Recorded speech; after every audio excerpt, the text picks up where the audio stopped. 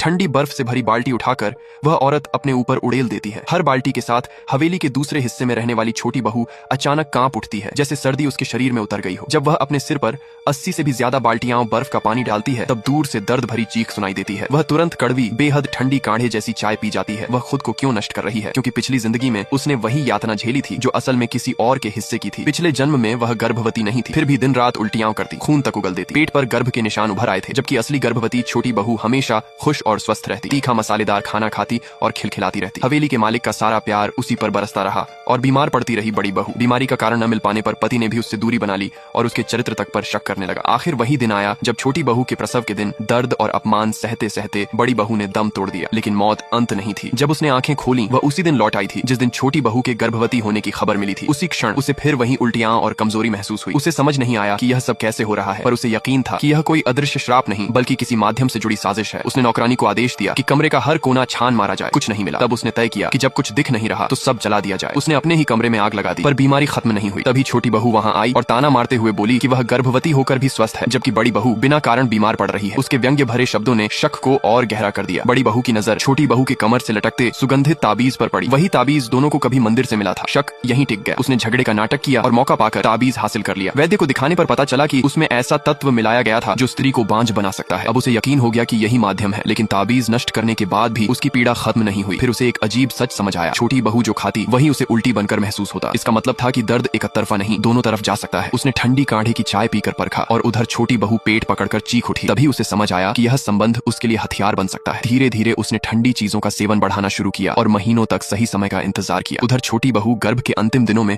और भी घमंडी हो गई। पूरे घर में जश्न की तैयारी होने लगी। उसे घर की मालकिन बनाने की बातें होने लगी। उसे क्या पता था कि वही दिन उसका अंत होगा। जब प्रसव का समय आया, बड़ी बहू ने एक एक कर ठंडी चाय के कटोरे पी डाले, फिर अपने ऊपर बर्फ का पानी उड़ेल दिया। हर ठंडक की लहर के साथ दूसरी तरफ दर्द की चीखें तेज होती गईं। उसकी आंखों में ठंडा संकल्प चमक रहा था। जो यातना उसने झेली थी वह अब लौट आई जाएगी। और उस दिन हवेली की खुशियों के बीच किसी को पता भी नहीं चला कि असली तूफान कहाँ उठ रहा था।